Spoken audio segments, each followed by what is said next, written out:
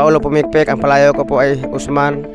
Kami po yung mga mangisda po na nagpupumilit na ang ating West Philippine Sea ay ipaglaban po. Ganun lang po ang aming pagpaglaban po kasi kami po ay talagang dyan po nabubuhay, lalo na po dyan sa Scarborough. Dyan po kami kumukuha ng ikabubuhay po ng aming mga pamilya.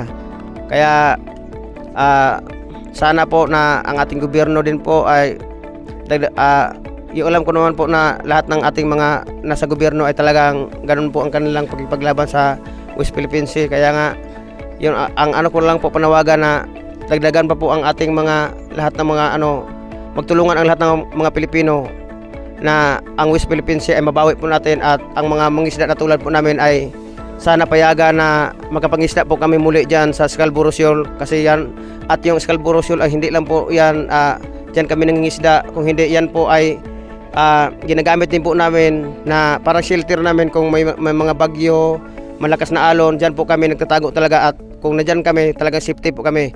Ngayon wala na po kami safety kasi hindi na po kami pwede makapasok dyan sa Scarborough. Kaya masama ang loob namin sa mga Chinese na ganoon ang mga ginagawa po nila. Yun lang po. Maraming salamat po sa inyo.